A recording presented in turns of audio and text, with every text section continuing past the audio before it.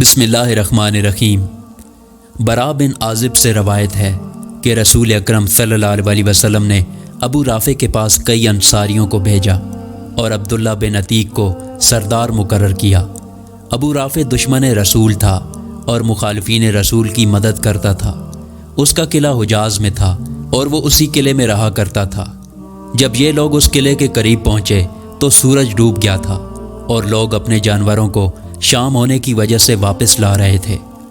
عبداللہ بن عتیق نے کہا کہ تم یہیں ٹھہرو، میں آگے جاتا ہوں اور دربان سے کوئی بہانہ کر کے اندر جانے کی کوشش کروں گا۔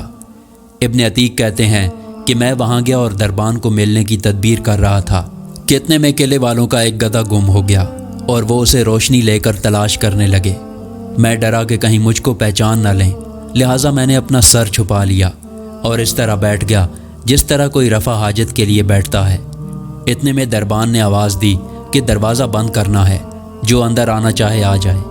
دربان نے عبداللہ کو یہ خیال کر کے کہ یہ ہمارا آدمی ہے آواز دی کہ بندہ خدا، اگر تو اندر آنا چاہتا ہے تو آ جا، کیونکہ دروازہ بند کرنا ہے۔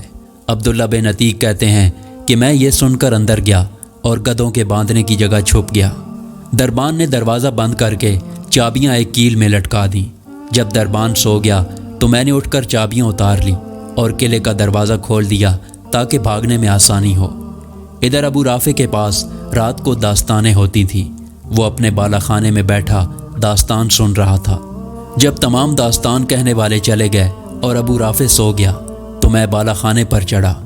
میں جس دروازے سے داخل ہوتا تھا اس کو اندر سے بند کر لیتا تھا اور اس سے میری غرض یہ تھی کہ اگر لوگوں کو میری خبر ہو بھی جائے تو ان کے پہنچنے تک میں ابو رافع کا کام تمام کر دوں۔ غرض میں ابو رافع تک پہنچا۔ وہ ایک اندھیرے کمرے میں اپنے بچوں کے ساتھ سو رہا تھا۔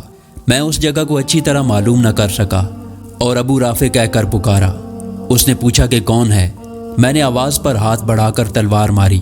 میرا دل دھڑک رہا تھا مگر یہ وار خالی گیا اور وہ چلا اٹھا۔ میں کوٹڑی سے باہر آ گیا اور پھر فوراً ہی اندر جا کر پوچھا، اے ابو رافع، تم کیوں چلائے؟ اس نے مجھے اپنا آدمی سمجھ کر کہا، تیری ماں تجھے روئے، ابھی مجھ پر کسی نے تلوار سے وار کیا۔ یہ سنتے ہی میں نے ایک اور ضرب لگائی۔ زخم اگرچہ گہرا لگا مگر وہ مرا نہیں۔ اس کی بیوی بھاگی اور وہ چیخا۔ میں پھر آواز بدل کر مددگار کی حیثیت سے قریب گیا تو وہ چت پڑا تھا۔ میں نے تلوار پیٹ پر رکھ کر زور سے دبا دی۔ کئی ایک ہڈیاں ٹوٹنے کی آواز میں نے سنی۔ تلوار چیرتی ہوئی پیٹھ تک پہنچ گئی۔ اب مجھے یقین ہوا کہ وہ ہلاک ہو گیا ہے۔ پھر میں واپس لوٹا اور ایک ایک کر کے دروازہ کھولتا جاتا اور سیڑھیوں سے اترتا جاتا۔ سیڑھیوں سے اترتے وقت میرا پاؤں پھسلا اور میں گر پڑا جس سے میری پنڈلی ٹوٹ گئی۔ میں نے امامہ سے پنڈلی کو باندھ لیا اور قلعے سے باہر آ کر بیٹھ گیا اور دل میں یہ طے کر لیا کہ اس وقت تک یہاں سے نہیں جاؤں گا جب تک اس کے مرنے کا یقین نہ ہو جائے۔ آخر صبح ہوئی اور قلعے کے اوپر دیوار پر کھڑے ہو کر ایک آدمی نے کہا، اے لوگو، ابو رافع حجاز کا سوداگر مر گیا۔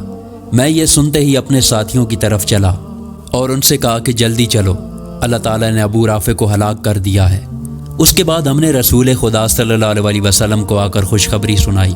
آپ نے میرے پیر کو دیکھا اور فرمایا کہ اپنا پاؤں پھیلاؤ۔ میں نے پاؤں پھیلایا تو آپ صلی اللہ علیہ وسلم نے اپنے دستے مبارک سے اپنا لب مبارک پھیر دیا۔ بس پھر ایسا ہوا کہ اس پیر کو کچھ ہوا ہی نہیں۔ سبحان اللہ۔